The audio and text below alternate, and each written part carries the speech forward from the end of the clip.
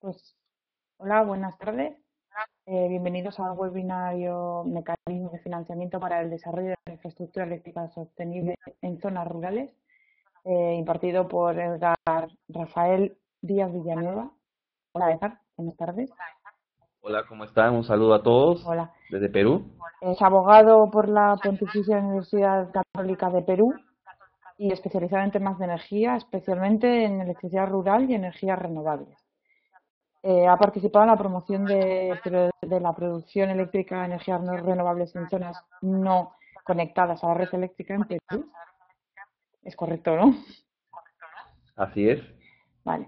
Pues les recordamos que esta es una actividad patrocinada por KPSI y que, como es habitual, está siendo grabada y para formar parte de nuestro repositorio, para que luego la puedan ver en la plataforma o en el canal de YouTube de KPSI. Eh, También les recordamos que pueden interactuar y hacer sus preguntas por el chat público a todos los que están conectados. Y nada, pues sin más, te dejo con tu presentación. Al final de la presentación se guardarán unos minutos para preguntas, pero durante la presentación también se pueden hacer preguntas y si consideramos oportuno, pues interrumpimos, interrumpimos al ponente. Así que nada, Edgar, te dejo aquí con tu presentación y muchas gracias por colaborar Perfecto. con nosotros. Gracias a ti también por esta oportunidad y un saludo a todos los presentes desde Perú. Bueno, vamos a empezar sin otro preámbulo, sin antes decirles que ya hemos probado la conexión. La hemos escuchado muy bien. En todo caso, si hubiera algún problema de conexión, les pido por favor un poco de paciencia, que igual vamos a hacer todo lo posible por seguir conectados. Bien.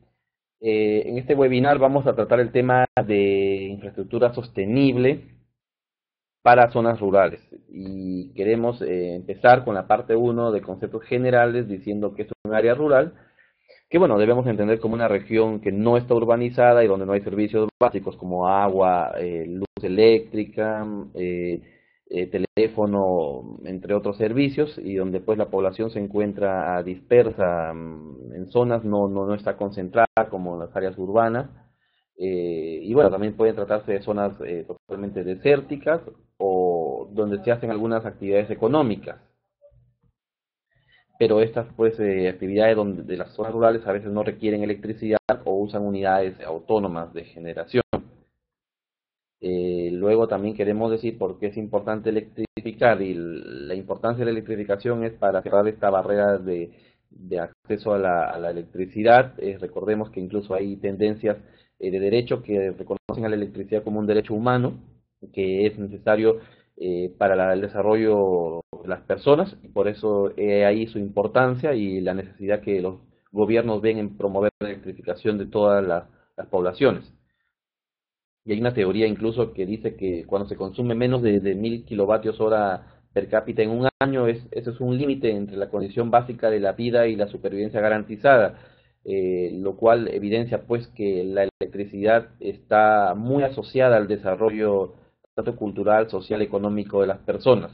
Y el consumo de electricidad es una forma también de medir este desarrollo en cada sociedad o ciudad. Y bueno, vamos ahora a mostrar un pequeño cuadro que es el fundamento, se podría decir, económico, ilegal incluso de la brecha de acceso eléctrico. Tenemos en amarillo, ustedes pueden ver un pequeño cuadro que es básicamente las zonas urbanas que tienen excelentes condiciones de calidad en el suministro eléctrico. Luego también podemos ver los suministros de zonas urbanos-rurales, o sea, la periferia de las ciudades, en color celeste. Y en rojo vemos ya zonas que no cuentan con el servicio de electricidad, pero que está planificado ya que las redes eléctricas lleguen hasta allí. Y luego, por último, tenemos la zona verde, que es la zona donde es posible electrificar si es que hay aportes económicos, hay financiamiento, privado sobre todo, ¿no? O el Estado tiene capacidad de poder financiar el suministro, y la zona naranja pues es la brecha. Hasta ahí es donde es posible electrificar de manera sencilla, se podría decir, o planificada.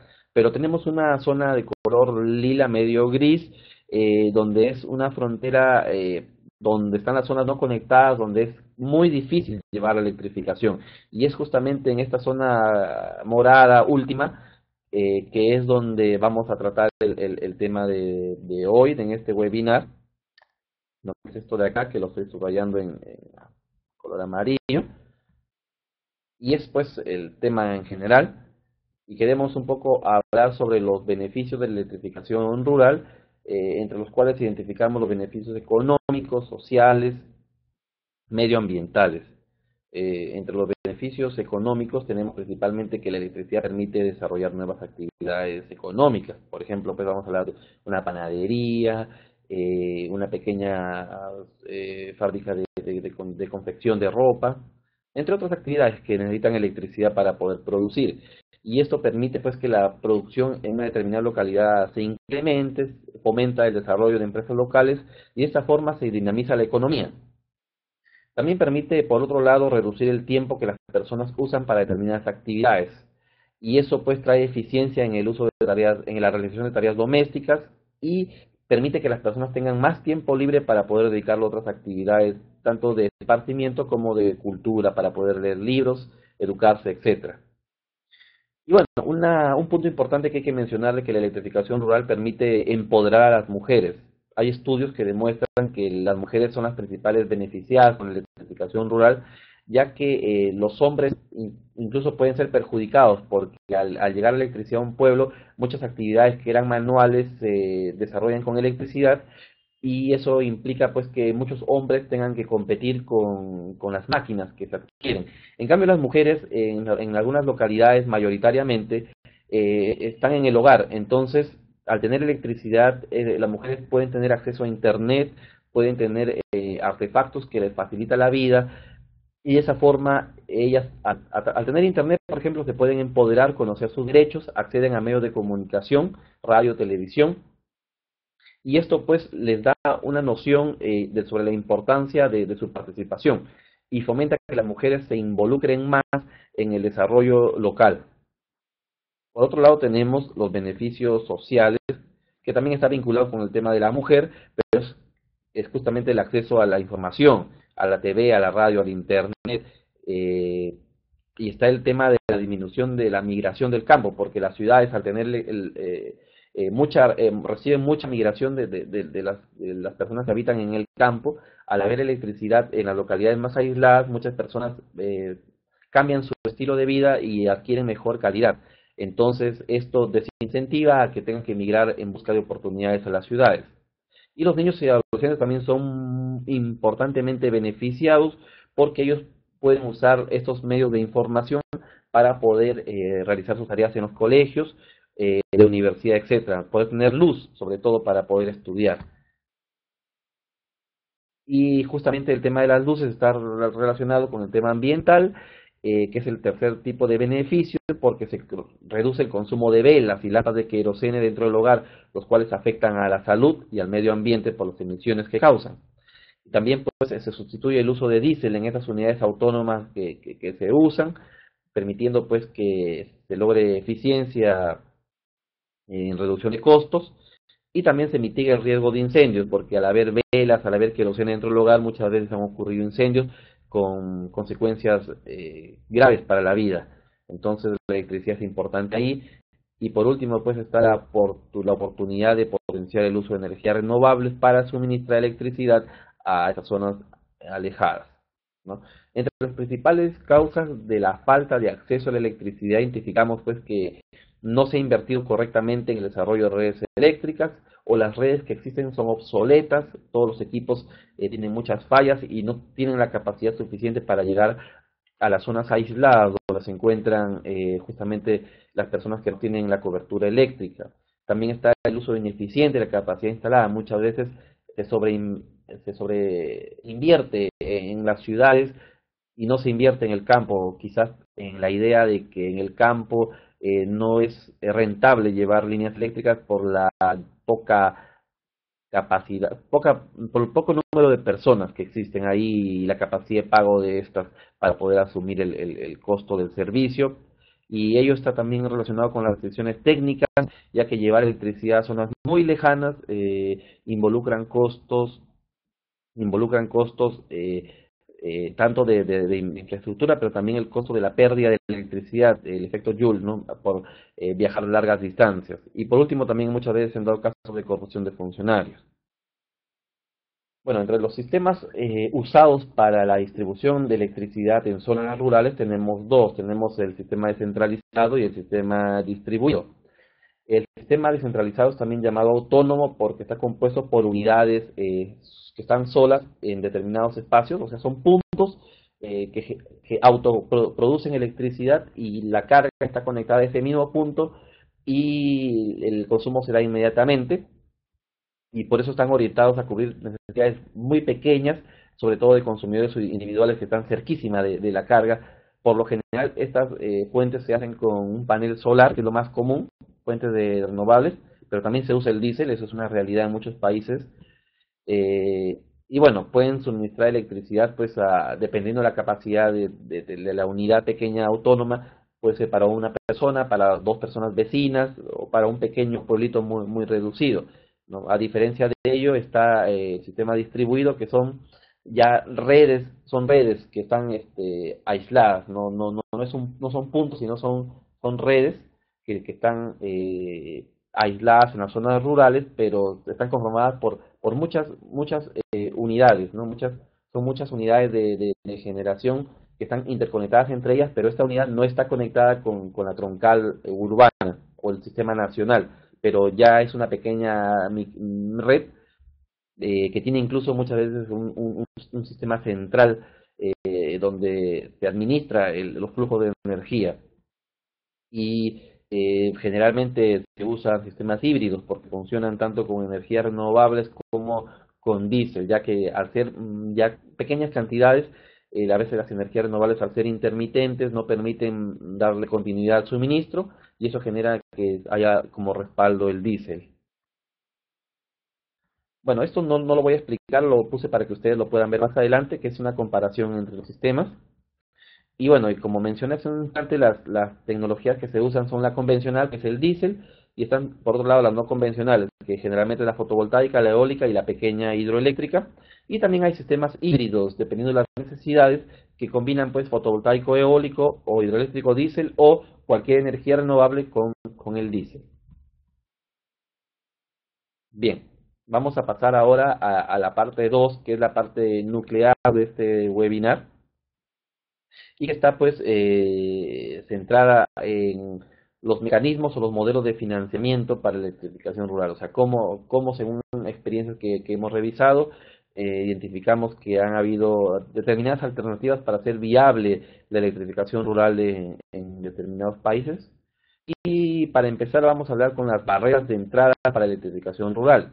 A diferencia de la energía convencional, hay barreras de entrada para proyectos de electrificación rural y estos son financieros, económicos, institucionales, políticos y técnicos. Entre los financieros económicos tenemos pues que al haber poca capacidad de las personas, los ingresos, el retorno a la inversión mediante ingresos es inseguro, lo cual genera un gran riesgo para el inversionista y el riesgo desincentiva una inversión. Eso está relacionado con la asequibilidad que mencioné, que es la falta de pago de las personas o la capacidad para poder pagar continuamente debido a que los ingresos de las personas son intermitentes por ser actividades estacionales, por ejemplo. Eh, y también está el tema del acceso a la financiación, porque al haber riesgo, no hay nadie interesado en financiar este tipo de proyectos.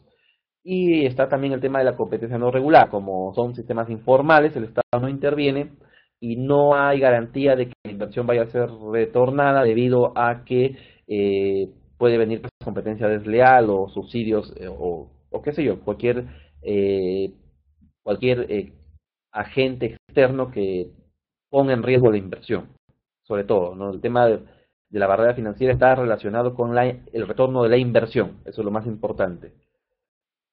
Entre las institucionales y políticas están pues que muchos países, sobre todo los que tienen mayores índices de no abastecimiento eléctrico, tienen entornos normativos y políticos cambiantes, lo cual también genera riesgos. No tienen políticas regulatorias sobre electrificación rural, lo cual pues genera incertidumbre en cómo se va a retornar la inversión o cómo va a respetarse los derechos de quienes quieran tender redes o infraestructura sobre electrificación rural. Y además de la ausencia de política, también contamos con países donde aún habiendo regulación, esta regulación es compleja, está en muchas normas, estas normas varían y no se sabe cuál es la norma vigente, o no están definidos bien los conceptos, y todo eso pues genera un entorno político institucional de duda e incertidumbre. Y por último están pues las cuestiones técnicas, y en las cuestiones técnicas lo más importante es, como ya mencioné, está relacionado con el tema económico, que es la falta de pago de las personas, el tema de las habilidades técnicas, porque al ser personas de condición pobre, no tienen el conocimiento para poder apoyar en la electrificación rural, y al estar distantes de las ciudades muchas veces es costoso trasladar el personal técnico hasta estas zonas. Y la oferta y la demanda muchas veces es variable, porque son personas que no viven en una zona, sino que de acuerdo a sus actividades económicas se desplazan. Entonces eso también desincentiva la inversión, ¿no? Y no solamente eso, sino que al estar en continuo desplazamiento están dispersos, no están concentrados como en las ciudades, sino que están, te podría decir, distribuidos en un terreno, en un área muy grande, muy amplia, y eso también es una barrera técnica. Bueno, vamos ahora a hablar de lo más importante, que son los modelos de financiamiento, y entre estos se han identificado cuatro importantes bloques, que son los subsidios, los impuestos, los incentivos tributarios, se podría decir, el financiamiento, el apoyo mediante el financiamiento, las concesiones, y un tema más que relacionado con las concesiones, que es el tema ambiental, que también voy a tratar acá. Vamos a empezar ahora entonces con el primer mecanismo, que son las subvenciones y subsidios, sobre todo estatales o de ONGs o de organismos internacionales, o de unas empresas que se agrupan para financiar obras. Y en este primer bloque de modelos tenemos las subvenciones y los subsidios al capital, que consiste pues en reducir la inversión inicial, porque la barrera más importante para poder instalar infraestructura de electrificación rural es el costo de inversión alto para poder instalar la primera vez, o sea, el costo inicial se podría decir. Y estas subvenciones están basadas o dirigidas a este capital inicial, ya que los riesgos, como he mencionado anteriormente, desincentivan pues el hecho de que las empresas quieran invertir. Y también está el tema de la propiedad comunitaria, porque en las zonas rurales muchas veces existe como que la propiedad pertenece a todas las personas, no solamente a uno. Y la idea de subvencionar el capital es ayudar pues a que este grupo de personas puedan contar con la infraestructura eléctrica, eh, que podría ser, por ejemplo, subsidios en base a metas. Por ejemplo, se pone a una empresa, se le da cierto un plan de conexión, y se le dice cuántas personas o cuántas áreas va a conectar en un determinado tiempo, y si lo cumple, se le va a dar fondos públicos, por ejemplo. O también puede ser con fondos privados o organismos internacionales, o sea, depende de quién financia. Pero es más o menos el modelo de subvencionar el capital. Pero también por otro lado está el subsidio a los costos de las tarifas. O sea, ya una vez que por ejemplo tenemos el capital del lado del inversionista subsidiado, está ahora el otro lado, que es el tema del usuario. ¿Cómo ayudarlo a poder pagar? Porque como hemos mencionado, no tiene muchas veces la capacidad de pago para poder recibir el servicio en un tiempo constante en el tiempo. Entonces ahí viene el subsidio a la tarifa. Por ejemplo, este es el modelo de los cupones de energía, que consiste pues que el Estado emite vales, se puede decir, o cupones con un valor económico, y que se lo reparte a las personas más pobres para que estos puedan con estos vales pagar sus servicios. O también está el tema de los servicios cruzados, que por ejemplo zonas que tienen mayor nivel económico, zonas más urbanas o zonas con mayor actividad económica, subsidian con cargos tarifarios a las personas que están en estas zonas rurales, de modo que el precio por unidad de energía para las zonas rurales es menor, y el precio para las zonas urbanas es mayor. Entonces ahí hay un subsidio cruzado entre las personas que tienen mayor capacidad adquisitiva y las que tienen menos. Y por último está pues el subsidio al costo operativo, que muchas veces consiste en darle apoyo a la empresa para que compre la fuente de energía para poder brindar el servicio, pero hay un debate aquí entre si debe haber este beneficio, porque en el fondo también cuando se electrifica con diésel, implica que el Estado está promoviendo el uso de fuentes contaminantes y está poniendo de sus recursos para poder financiar estas fuentes, y eso también crea una controversia, porque bueno, va contra las políticas ambientales que se están adoptando en muchos países. Y por último tenemos pues el subsidio al volumen de la producción, que es cómo se va a administrar todo el volumen que se produce en zona rural, y en este caso la medida que se ha tomado, por ejemplo, como modelo de financiamiento es el Power Purchase Agreement, que es a los acuerdos de compra de energía. Son contratos de largo plazo en el que el generador, o sea, las personas en sus casas que por ejemplo tienen su panel en el techo, venden o firman un contrato con una empresa más grande que es quien les compra todas las unidades autónomas o pequeñas microredes de energía que generen, y esta empresa se lo revende nuevamente a los usuarios a un precio menor, asumiendo la diferencia. Y esa diferencia generalmente es subsidiada por el Estado o algún organismo internacional, pero hay una reventa, se podría decir, el usuario vende su electricidad a una empresa grande, esta empresa grande le revende a ellos, pero a menor costo. Entonces ahí hay un costo que asume esta empresa PPA.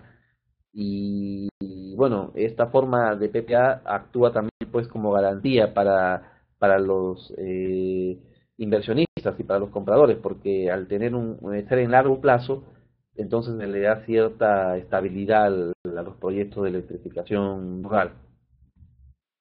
Por otro lado tenemos el modelo de incentivos fiscales, que es el segundo modelo. En este hay varias formas de financiamiento. Está, por ejemplo, la exención de aranceles de aduanas, que es, por ejemplo, reducir aranceles a equipos que se importan para brindar electrificación rural. Y eso pues reduce el precio inicial de la inversión también para quienes traen los equipos a un país y para poder instalarlos. Luego también está el tema de exoneración del impuesto a la renta. A las empresas que brindan el servicio de electrificación rural se les exonera de ciertas obligaciones para poder reducir sus costos y hacer más rentable el proyecto. Luego tenemos el tema de la exoneración de impuestos a las ventas, que es como el IVA también, que se exonera como un crédito fiscal, o sea, se permite que las empresas usen su crédito fiscal en otros gastos, perdón, y deducirlo de las obligaciones que luego tienen de transferirlas al Estado. Y también está la depreciación acelerada de los equipos, que,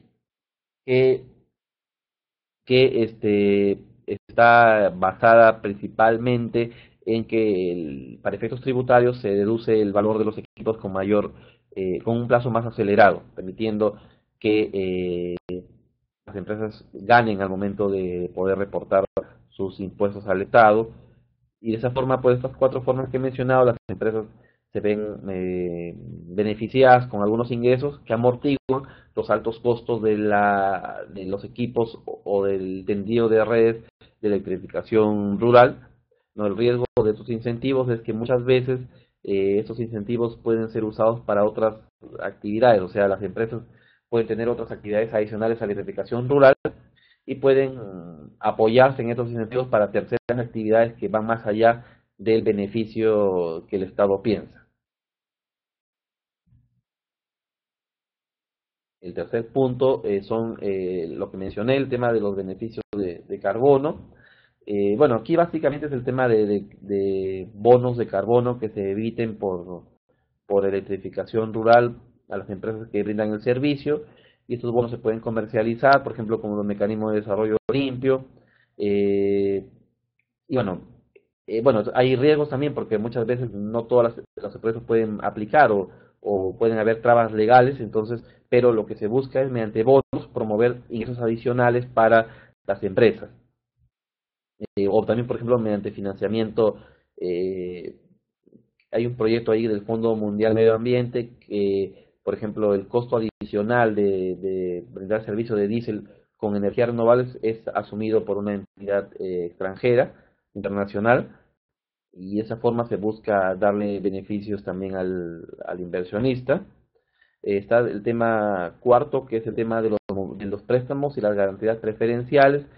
Bueno, básicamente es una entidad que puede ser un banco estatal o un organismo de fondos internacionales que presta pues con intereses muy bajos y con plazos de pago muy largos para darle facilidades al inversionista de pagar. Muchas veces los estados intervienen como garantes de esos préstamos, de tal manera que si hay algún riesgo en el proyecto, los estados asumen cualquier pago adicional que se tenga que hacer o alguna letra que no se pueda pagar.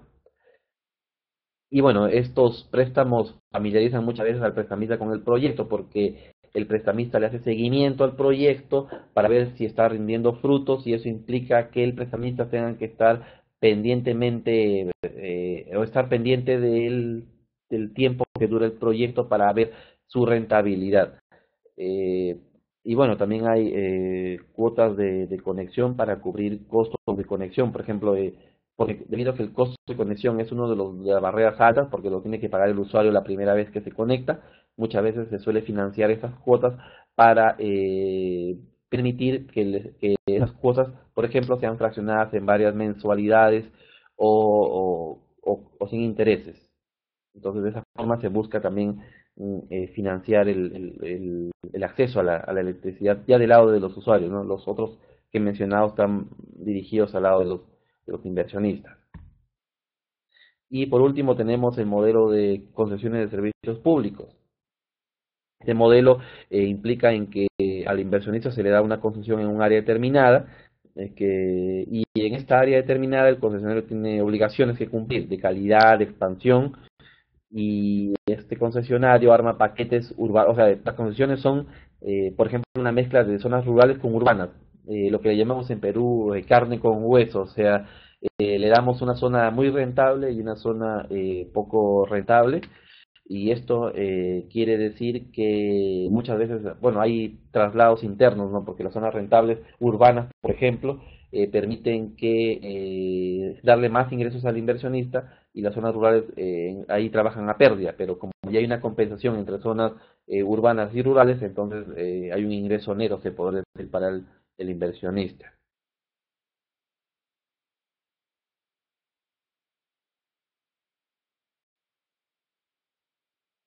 Me preguntan acá una pregunta, lo voy a responder al final. Vamos a seguir hablando con el tema de, bueno, no solamente hay los mecanismos que he mencionado, ahí también está el tema, hay unos modelos nuevos, está por ejemplo el llamado crowdfunding, que es como micromecenazgo, a veces se hacen incluso por internet, por ejemplo, se detallan proyectos y se ponen sus costos y se ponen en internet o en algún lugar y, y se pone pues o sea, los que quieran financiar el proyecto tengan que dar algún fondo, por ejemplo, que es deducible a impuestos, que es a, o sea, por ejemplo, los que apoyan el proyecto pueden dar dinero y pueden deducirlo de sus gastos. Y eso, por ejemplo, es un incentivo para quienes quieran ayudar, o algunas personas, por simple altruismo, muchas veces pueden ayudar. Eh, Luego está también el tema de los leasing. El tema de los leasing es más o menos préstamos que se hacen con arriendos con un pago y la empresa que suministra la electricidad, o sea, es como que un alquiler de equipos, ¿no? Es como un pago de equipos, un pago de equipos y, y en un largo plazo. Luego están los fondos rotatorios. Los fondos rotatorios funcionan como cajas, o sea, por ejemplo, muchas personas ponen dinero en una cuenta y se hace es una organización que tiene unos fondos y esos fondos que grupalmente se mencionan se, se hacen como una cuenta general y luego con eso se presta, se hace como una cooperativa y se presta a las personas para que puedan, por ejemplo, pagar sus conexiones o pagar pequeños proyectos de electrificación rural y, y bueno, de esa forma se busca financiamiento, o sea, incluso es financiamiento de los propios inversionistas, pequeños inversionistas. Entonces, en este tipo de fondos rotatorios, lo que se busca es que el dinero fluya, o sea, algunos prestan y lo que van pagando se va prestando a otras personas.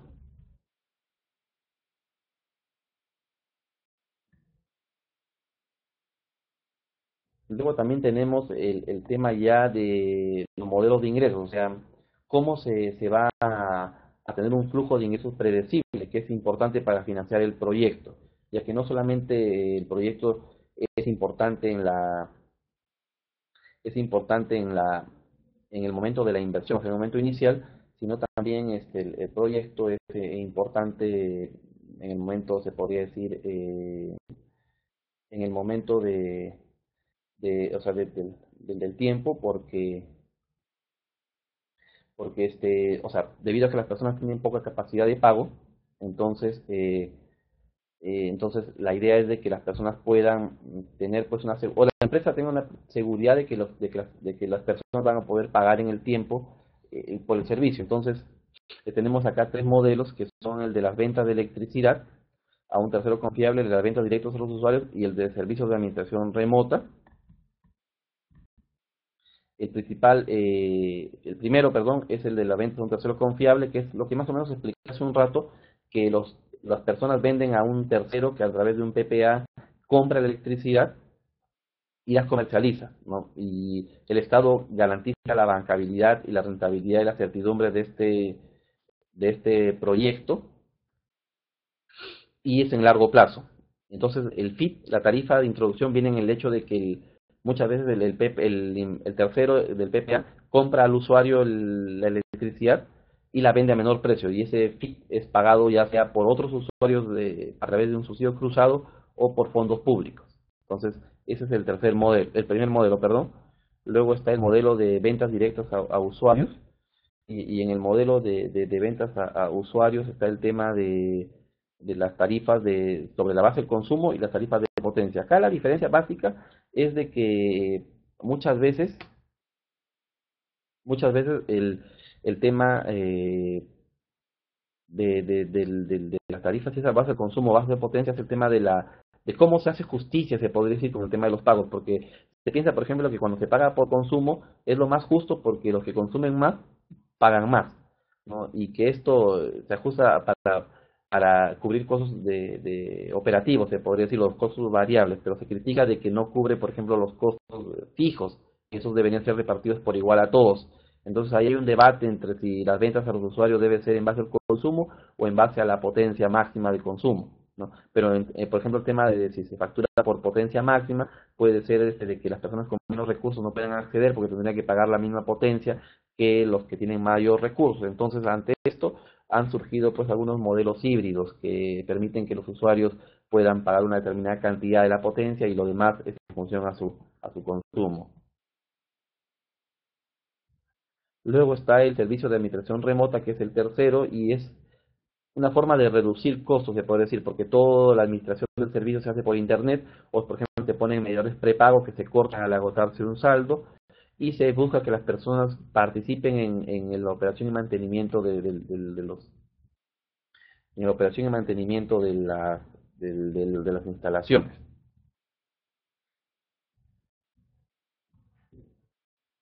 Bien, ahora también hay una forma de obtener fondos, ¿no? Aparte de los ingresos, también cómo se pueden obtener fondos. Y bueno, esto de aquí es más o menos lo de los fondos rotatorios que hablé hace un momento, solo que hay una diferencia. Hay dos tipos de fondos rotatorios, se podría decir, el fondo de ahorro y crédito con rotación, que es el fondo rotatorio en sí mismo, y el fondo de acumulación de ahorro y crédito. El fondo rotatorio es lo que les mencioné, que las personas ponen dinero, ese dinero se hace un fondo y hay una cooperativa, se puede decir, que presta ese dinero y las personas, perdón, invierten este dinero en instalar en conectarse con electrificación rural, y luego van pagando en cuotas, y las cuotas que se recuperan constituyen otro fondo que se presta a otro, y así en una rotación se puede decir. Pero en cambio, la acumulación de ahorro y créditos tiene una diferencia, que es como un banco, porque los fondos que se depositan no se prestan, sino que se trabajan para que generen rentabilidad, y la rentabilidad es la que se presta. Entonces ahí está la diferencia en ese tipo de mecanismo de financiación, ¿no? Y el otro es los modelos de acceso al servicio, ¿no? Existen dos modelos, el pago por servicio y el microcrédito. En el pago por servicio, los consumidores pagan al suministrador por la energía que consumen. Entonces, y ahí la propiedad de las instalaciones son del tercero, o sea, de quien brinda el servicio.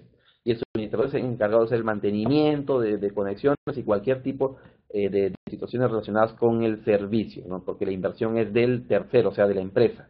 En cambio, en el microcrédito, la persona va a una entidad financiera, saca un pequeño crédito, o al Estado también puede ser, y obtiene el crédito que paga en cuotas, y luego paga con eso las instalaciones de electrificación rural. Pero las instalaciones de electrificación son suyas, y por eso él, al conservar la propiedad, es el encargado de hacer la operación y mantenimiento de las instalaciones. Entonces ahí también hay una crítica, porque las personas muchas veces no están capacitadas para hacer la operación y mantenimiento, ¿no? Y ahí, en este tipo de financiamiento, no hay un servicio en sí mismo, porque no hay una concesionaria, una empresa que brinde con continuidad el servicio, ¿no? Ahora, la pregunta viene, ¿cómo electrificar zonas rurales? Hay dos modelos que se han visto o se han conocido con las prácticas en el mundo, que son extender la red de las ciudades y o poner viviendas más, perdón, de las ciudades a viviendas más alejadas y remotas. Y lo otro es instalar unidades autónomas de generación off-grid, ¿no? Lo que se llama en las ciudades, en las poblaciones, perdón, que no tienen electricidad. Generalmente sobre la base de energías renovables. Y ante esto hay una alternativa, que son las mini redes, que son pequeñas redes, ¿no? Que domiciliarias más que todo, pero que están conectadas con una pequeña malla, se podría decir, una red pero en chiquito en los pueblos, debido a su capacidad, ¿no? Que es entre 0,2 kilovatios a 2 megavatios, y bueno, permite pues gestionar de forma eficiente, porque por ejemplo, si un usuario necesita más electricidad, de repente la electricidad se orienta más a él y él paga más, y los que tienen menores consumo de equipos básicos pagan menos. Entonces se distribuye en función a la capacidad de pago la inversión. Pero hay una alternativa a la mini red, que es la micro red, que es como una mini red, pero mucho más chiquito, ¿no? Y esto es una alternativa porque permite que las personas que no tienen la capacidad de pago puedan acceder a este servicio de electrificación rural, ¿no? Y es importante porque la microred se podría decir, eh, es una forma de permitir que hayan redes pequeñas en los pueblos, pero de forma de forma muy o sea, reducida en localidades, y, y da facilidades, porque al tener menos costos y al ser personas que no tienen mucha capacidad, de haber muchos riesgos, mucha incertidumbre sobre el pago, mucha inestabilidad política, social e institucional, permite pues que haya una forma de poder brindar el servicio. Y por eso que son una alternativa las microredes, porque también permiten usar energías renovables, e incluso son equipos fáciles que pueden ser operados y mantenidos por personas del mismo pueblo, pero que sean capacitadas, ¿no?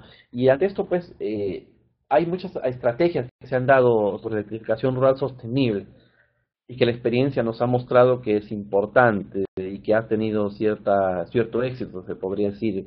Y estos son, pues, capacitar la mano de obra local, lo que mencioné. Es muy importante que las personas participen en la operación y mantenimiento de las instalaciones, porque eso reduce costos a las empresas o al Estado. También que la cobranza del servicio se encargue una persona local o se haga vía medios remotos como el celular. De esa forma se evitan costos operativos. También se deben hacer una tarea de supervisión de parte del Estado. para evitar conexiones ilegales, ¿no? Que malucen o pongan en riesgo la inversión. Y bueno, también es importante concientizar a las personas en base a la importancia que es que tengan el servicio de electricidad y la necesidad que tengan que pagarlo, ¿no? Y que usen eficiente estos recursos. Es muy importante una labor del Estado ahí y que el Estado pues también participe junto con el sector privado en subsidios para darle mayor asequibilidad al financiamiento inicial. Como mencioné, lo más importante o el riesgo más importante aquí es el tema del financiamiento, del primer financiamiento se puede decir, ¿no? Que es el tema de la inversión. Y luego también pues es importante que las empresas y el Estado trabajen juntos para identificar quiénes son los clientes de anclaje, que son clientes pues que tienen una demanda aún estando en zonas rurales son una demanda importante, sustancial y que tienen capacidad de pago y que dependen de la electricidad para mejorar sus operaciones, como pequeñas industrias, pequeñas empresas o pequeños comercios que podrían potenciarse con la electricidad. Entonces es importante que el Estado y las empresas identifiquen a esos clientes, porque muchas veces esos clientes pueden ser quienes le den soporte a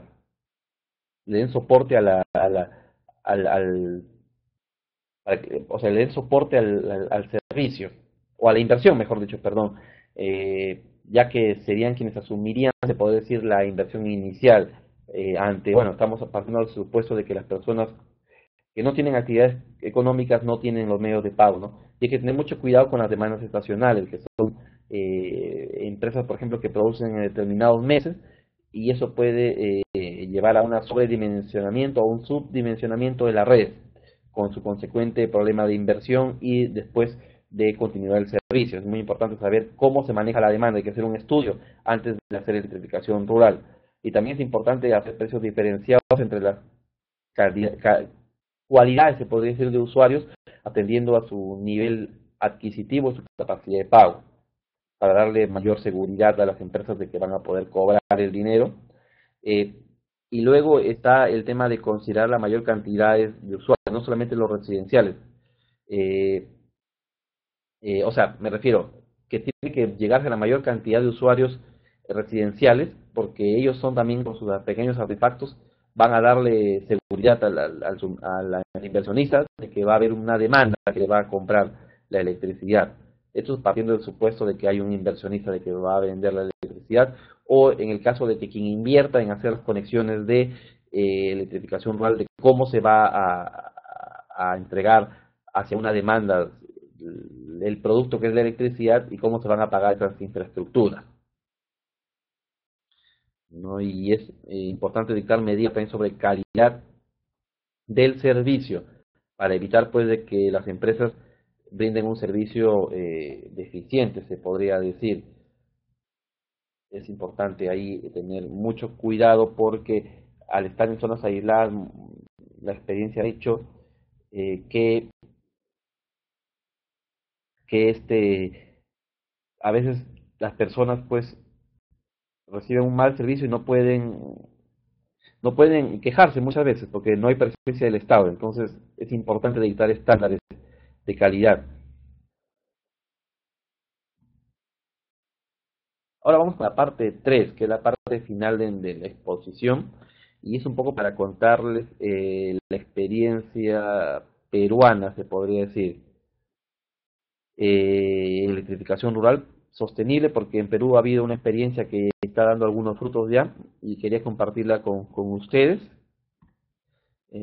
Bueno, antes que nada explicarles que en Perú hay tres fuentes de ingresos o de capitalización de fondos, se podría decir, no, hay tres fuentes de recolección de fondos para electrificación rural, ¿no? Y está por un lado el Fondo de Electrificación Rural. Este fondo se constituye con un pequeño cargo que se añade a las facturaciones de todos los usuarios que se encuentran en el sistema interconectado. Eso quiere decir que todos los usuarios interconectados pagan un pequeño impuesto, se podría decir, para recolectar fondos para electrificación rural, y con estos fondos el Estado hace obras de electrificación rural o subsidia las tarifas de sistemas aislados. Luego está el fondo FICE, que es un fondo que también se recolecta de las facturaciones de los usuarios, pero a través de un peaje que se añade en algunos casos a la transmisión o en otros casos de consumidores de gas natural al transporte de ductos o al transporte de combustibles líquidos, y se hace pues un pequeño, bueno, un fondo que está orientado a financiar inversiones, conexiones internas o cualquier tipo de uso productivo de la electricidad, o incluso a cubrir temas de morosidad o de falta de pago o costos asociados a proyectos de electrificación rural. Y por último tenemos un subsidio que se llama FOSE, que es un subsidio cruzado, que consiste en que los usuarios que viven bueno, no es en base a la zona geográfica, es los usuarios que consumen más de 100 kilovatios hora al mes son recargados con un factor que lo determina el organismo regulador, y ese factor está en función al factor de descuento que se aplica a los usuarios que consumen menos de 100 kilovatios hora al mes, pero hay un rango especial que es los usuarios que tienen suministros aislados, no conectados a la red, y esos usuarios pagan solamente el 20% de su facturación. El otro 80% se agrega al cargo FOSE, se podría decir, que va a los usuarios que consumen más de 100 kilovatios, quienes terminan pagando el 80% de la facturación de los usuarios.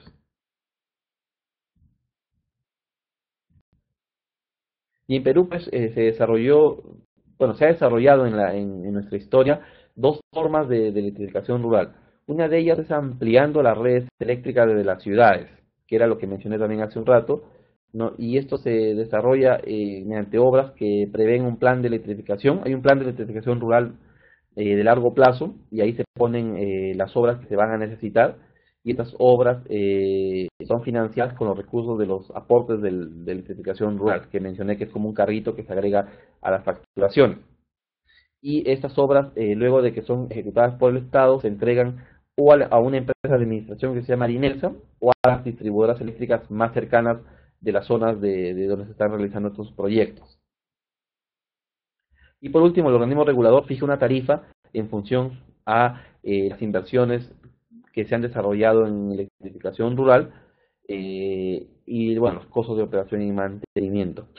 Y luego esta tarifa se pondera pues con los demás de la concesión, o sea, por ejemplo, el distribuidor que recibe la inversión asume a los usuarios que están en esa zona, y y luego a esos usuarios o sea, las tarifas que el regulador o Senarmin fija para esos usuarios las pondera con los de otras zonas que son más urbanas, haciendo una tarifa única, y de esta forma beneficiando a las personas con menos o más alejadas, con menos capacidad adquisitiva, de modo que la tarifa es única en toda la concesión. Hay como un subsidio cruzado también dentro de la zona de concesión. Y por otro lado tenemos las instalaciones off-grid, que aquí ha habido pues dos formas de financiamiento. Por un lado, por iniciativa privada, dos empresas han venido a Perú, bueno, una de ellas financiada con aportes de apoyo internacional, y han instalado paneles, y estas empresas reciben donaciones, como dije, y poseen las instalaciones, las propiedades de sus instalaciones, y cobran una tarifa que fija el regulador. Y los usuarios de estas instalaciones también se benefician porque solamente pagan el 20% de la tarifa final fijada por el regulador, y el otro 80% se carga al FOSE que mencioné, que lo pagan los usuarios que consumen más de 100 kilovatios hora.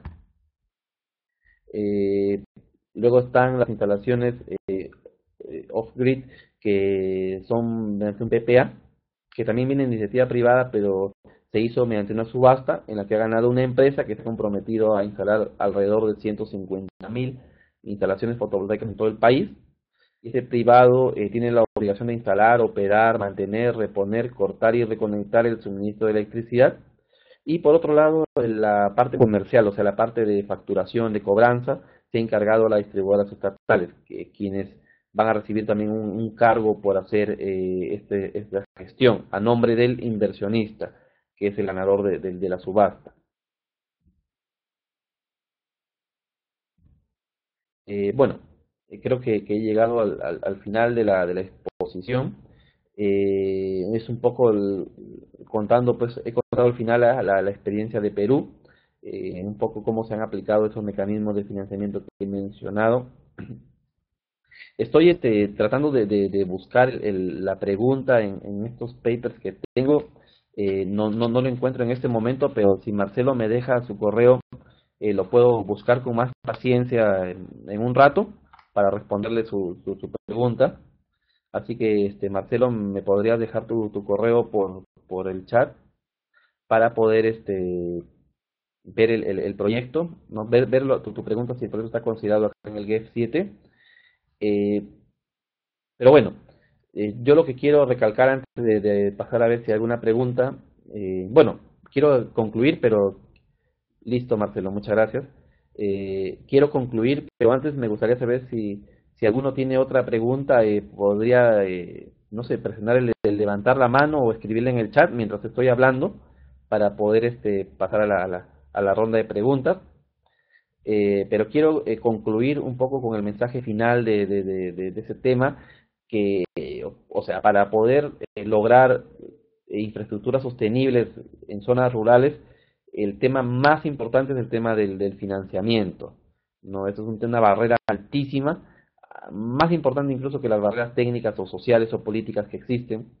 La barrera de financiamiento es una barrera muy alta porque es un servicio que es muy costoso, y si el Estado y el sector privado no interviene dando medidas de apoyo, no es posible poder dotar de electricidad a las zonas aisladas. Pero como hemos podido ver, hay formas de que incluso personas se han agrupado para poder hacer fondos, pequeños inversionistas, pequeños empresarios de zonas rurales que necesitan de la electricidad para sus operaciones, han apoyado en este tipo de financiamiento. No lo he mencionado acá, pero incluso en Perú existe eh, una figura que es con aportes, o sea, lo que nosotros le llamamos aportes de electrificación, ¿ya? Y esta figura consiste en que la persona interesada en tener electricidad habla con el concesionario, ¿no? Pero para eso requiere que haya una concesión en la zona. Habla con el concesionario y le dice que por más que no le sea viable darle la electricidad, se la dé, ¿no? Y el usuario paga la inversión. Estamos hablando para temas de empresas, ¿no? O grupo de usuarios grandes, porque es un costo, paga la inversión, y luego el distribuidor asume estas redes y les devuelve en la tarifa la inversión que pagó el usuario. Entonces es una forma también de financiar la electrificación rural. Pero bueno, lo más importante en todo esto es buscar medidas de financiamiento, ya sean estatales o salidas de mercado también que se han dado en la experiencia, pero lo importante es ver siempre la forma de financiarlo. Me pregunta Frances Beni si es posible una electrificación únicamente con renovables. No, porque incluso muchos países, sobre todo los del África, usan, o la India incluso, usan diésel, ¿no? En zonas agrícolas usan diésel para electrificación rural.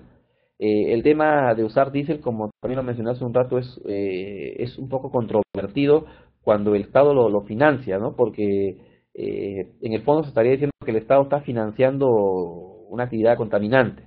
Entonces, lo ideal sería que se promuevan las fuentes renovables locales.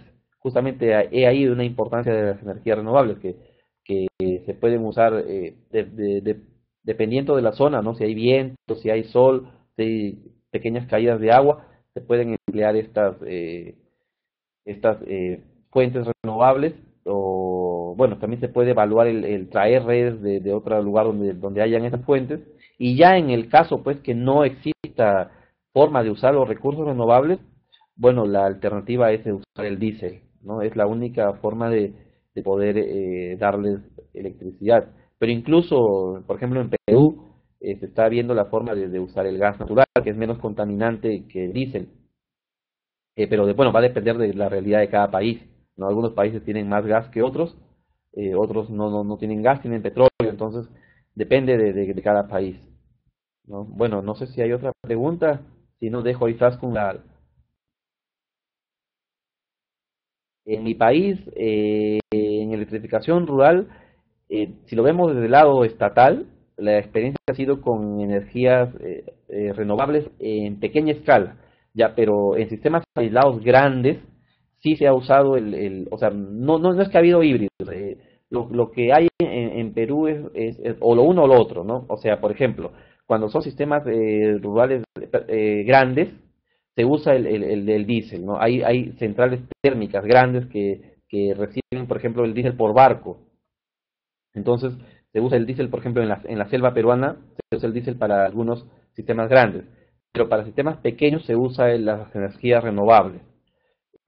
Por ejemplo, sistemas domiciliarios, ahí se usa mucho la energía fotovoltaica, que es la más común. Pero así experiencias híbridas como política estatal no conozco de una así importante, pero he escuchado que sí hay iniciativas privadas que usan híbridos eólicos solares, ¿no? Sobre todo en el norte del país donde hay mucho viento o en el sur donde hay mucho sol, se usan estos fuentes como energía principal y se usan otras como respaldo. Por ejemplo, en la sierra se usa tanto sol como ríos, que hay muchas caídas. Entonces, sí han habido algunas experiencias, pero son muy pequeñas y han sido financiadas más que todo con ONGs o apoyo internacional, no con una política estatal.